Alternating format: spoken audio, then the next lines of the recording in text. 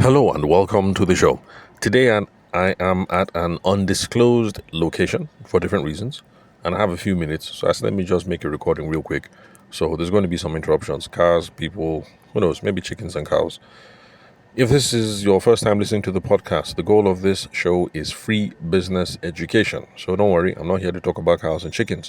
So if by the time we're done, you get value from this, share, promote, and talk about it so that your friends and family members and even your enemies in Nigeria and abroad can benefit from the questions that we tackle.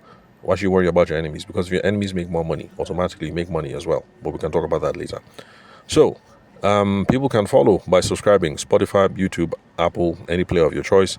And then if you have any sales and marketing questions, dear listener, the person who is listening right now, if you have any questions by the time we're done, bring them to me. Call me, SMS me, WhatsApp me on 080-6466-2140.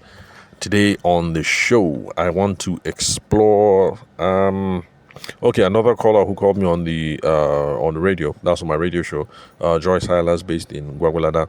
She called on 15th of April, and the reason why she called was because she's in the poultry business. But then, hyperinflation now, so the cost of everything is now high. Because of that, people are not buying live chicken like before. In the past, me, I've always been a frozen chicken kind of guy. Go and buy the frozen chicken and chop it up. Although Momsy says that frozen chicken is tasteless. Well, me, I don't care. Just go and buy that thing, chop it up, throw some pepper on it, fry that thing. Just, you can eat it real nice. But then my Momsy and my Popsy, rest in peace. My dad has been dead for a while. But Momsy was brought up in the village. Popsy was also brought up in the village. So for them, they prefer the local chicken, the one that eats food from the ground and and blah blah blah. They said that thing tastes nice. But to be honest, I'm a modern kid, so I can't tell the difference. Is it local chicken? I will eat it. Is it foreign chicken? I will eat it. Is it frozen chicken? I will eat it. But because of the way hyperinflation is just running rampant in Nigeria, people are not buying whole chicken again. So Joyce Silas is saying that, man, this poultry business, it's not too pure again. In fact, she even says that people, because she sells through agents in the market, that the people in the market are even holding her inventory up to 150K. That's how much money has been tied. So she can't continue. And she's now thinking that, whoa, let me move on to something new.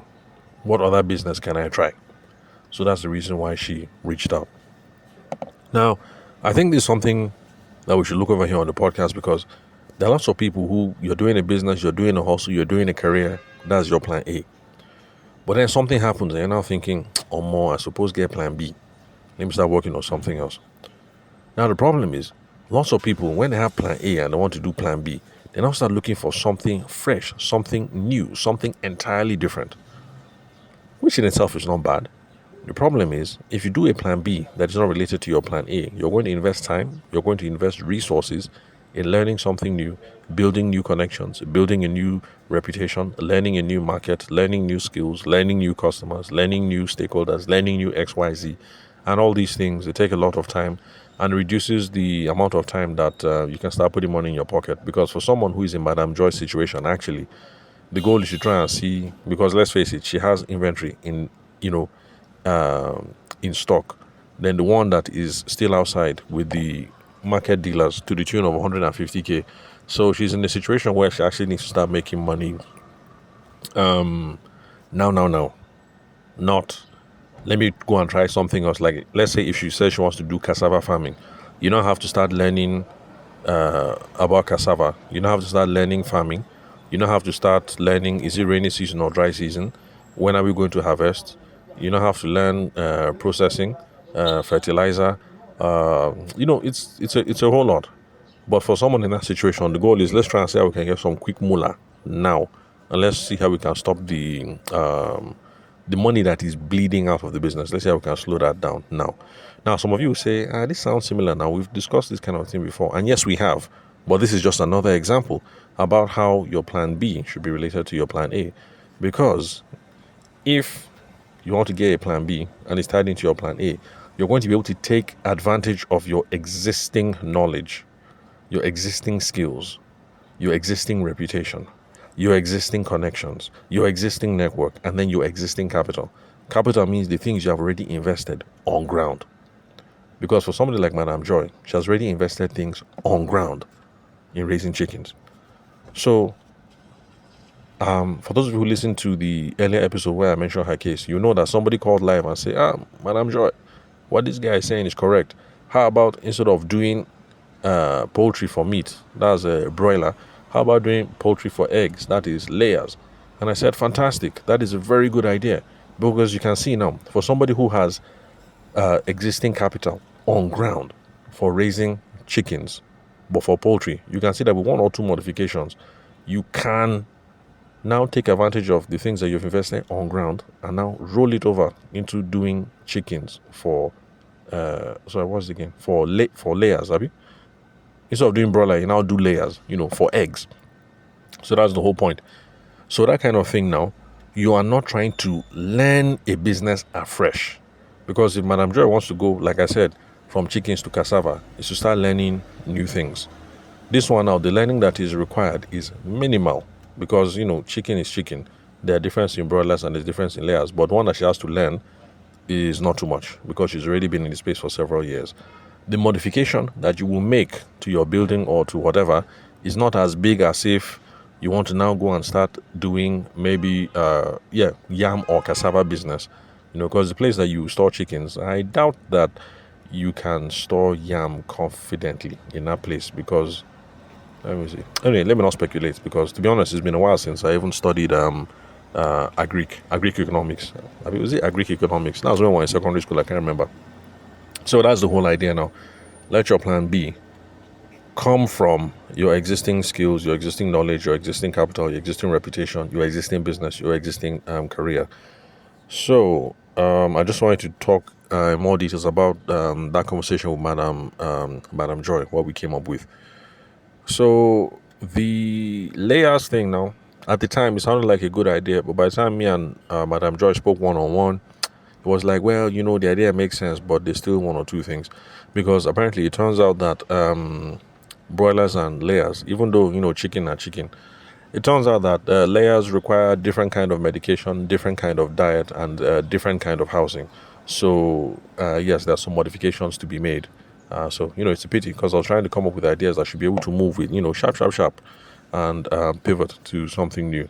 So, well, but, what I said is still correct because, yes, even though the modifications are now going to amount to more money than I thought, at least it's not the same kind of stress as saying I'm going to go and learn an entirely new business and get an entirely new kind of warehouse because I want to start doing yam or start doing cassava or start doing snail or start doing something like that.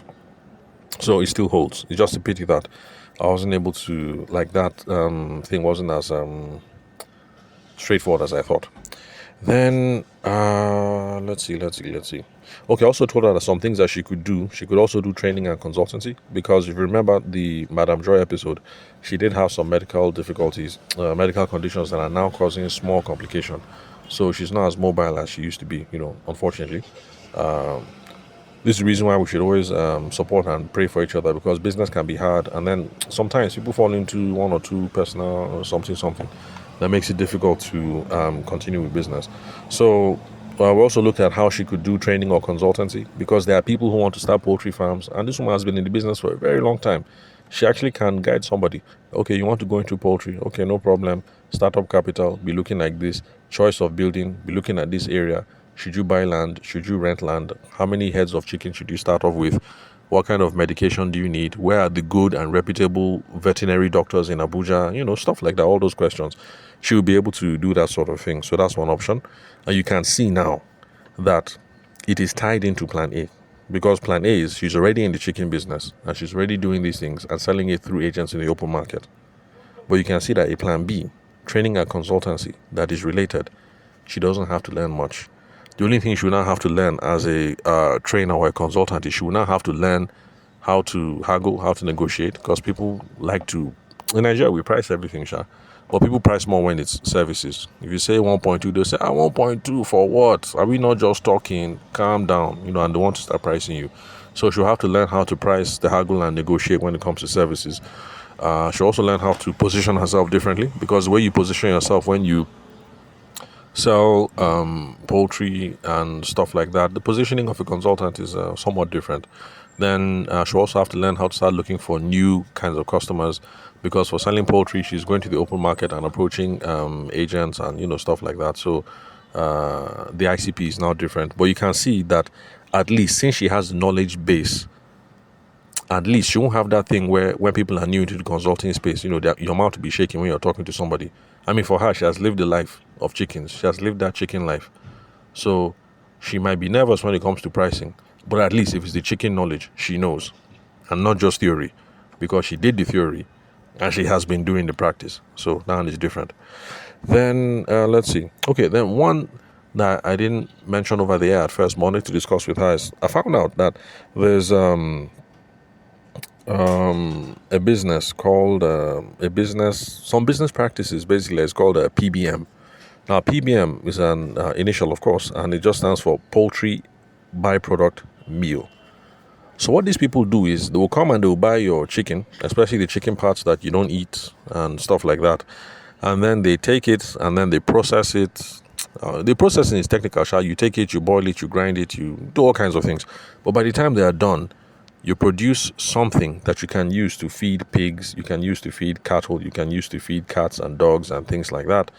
And I was shocked because I thought, this is only Oibo stuff. I didn't know that the Nigerian businesses that do that. So yeah, they actually are Nigerian companies that do this. And the whole industry is called PBM, Poultry by Product. So just in case you're curious and you want to get involved, just know that there are people that are doing it. And I found companies, I'm not going to give out the addresses here because I'm not trying to endorse anybody. But I mentioned it to her, in our private conversation, and then I gave her some phone numbers. But I found companies in Ibadan. I found companies in Calabar. I found a company in Abuja. And I found companies in Kaduna and Kwara. That this is what they do, PBM business. And in a way, it's kind of making sense now because, you enter shopping malls in Abuja, you see a whole aisle that is devoted to dog food. I'm like, when did this one start? As in a whole section that is devoted to dog food. Like, do Nigerians love dogs that much?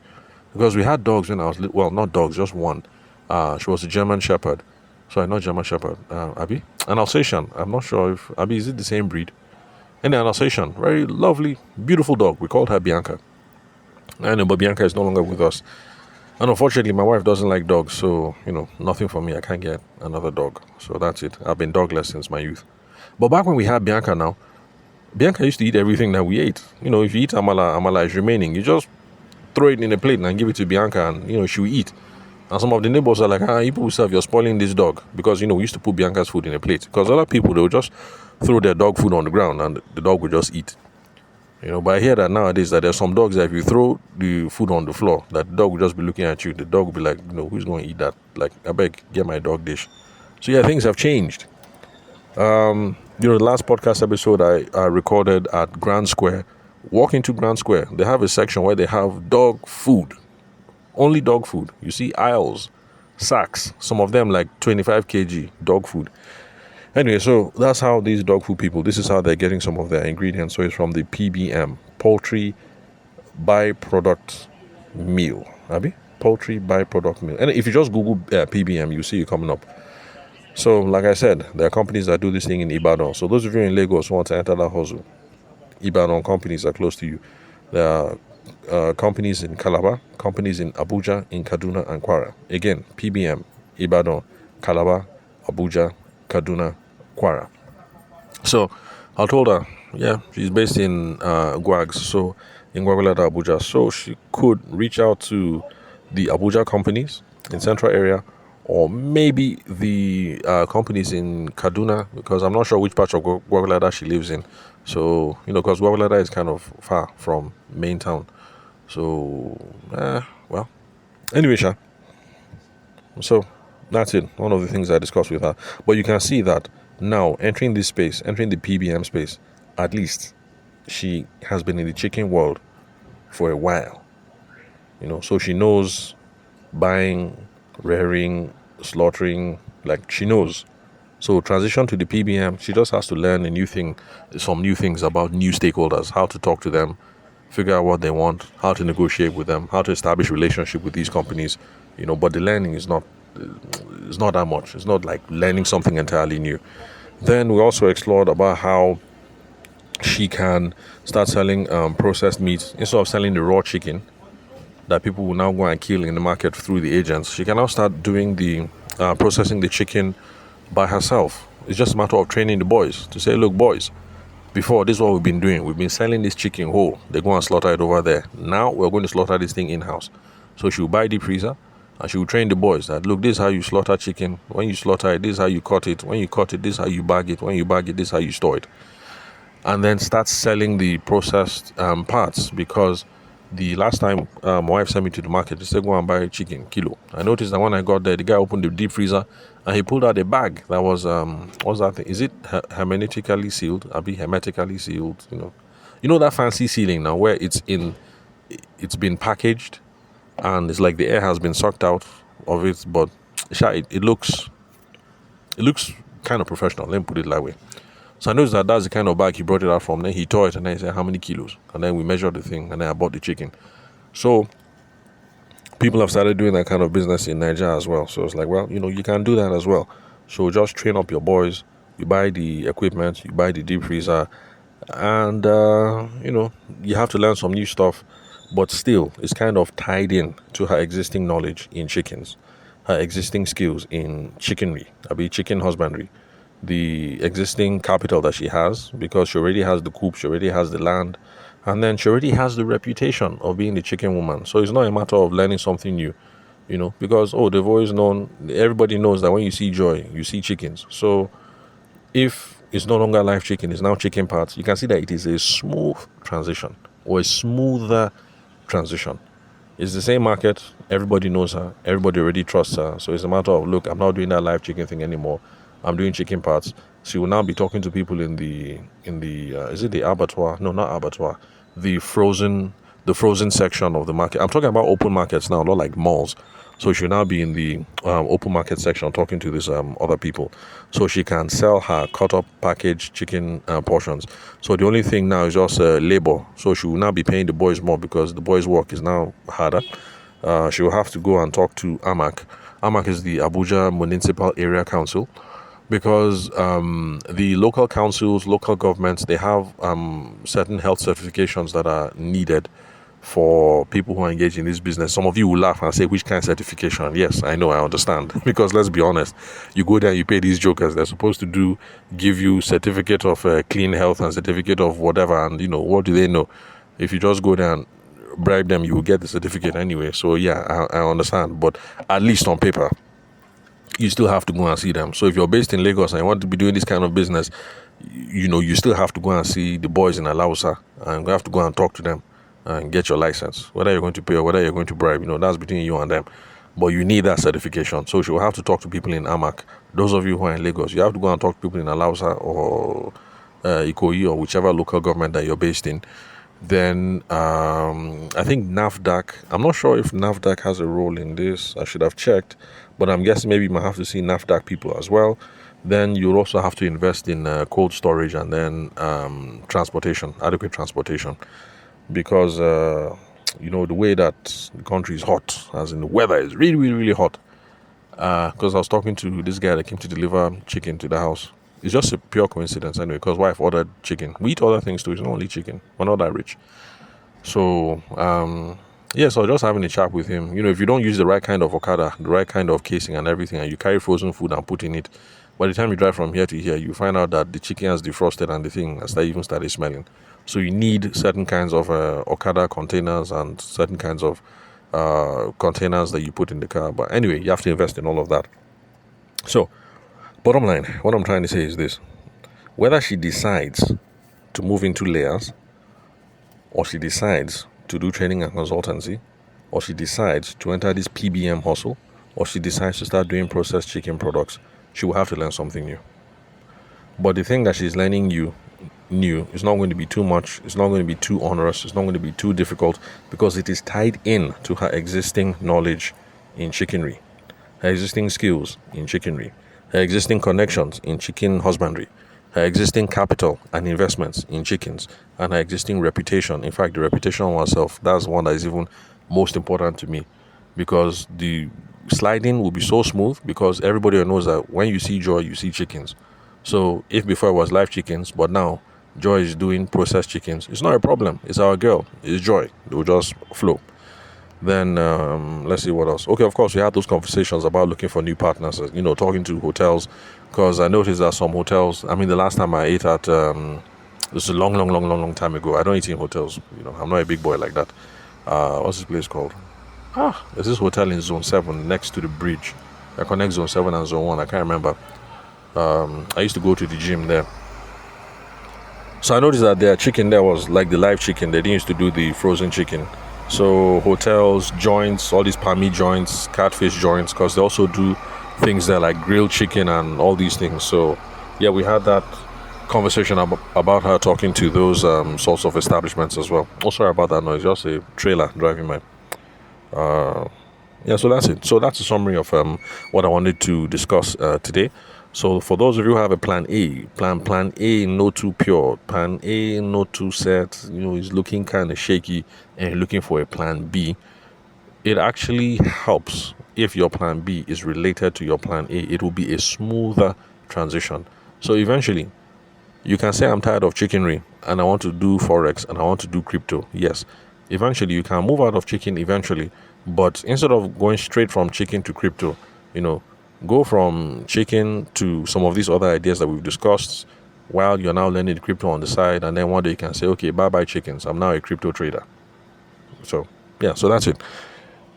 Let's see, let me have a look at my list. That's all for today. So if you have any sales and marketing questions, bring them to me. Call, SMS, or WhatsApp on 080-6466-2140. Thank you for your time and attention. I'll catch you, dear listener, at the next episode.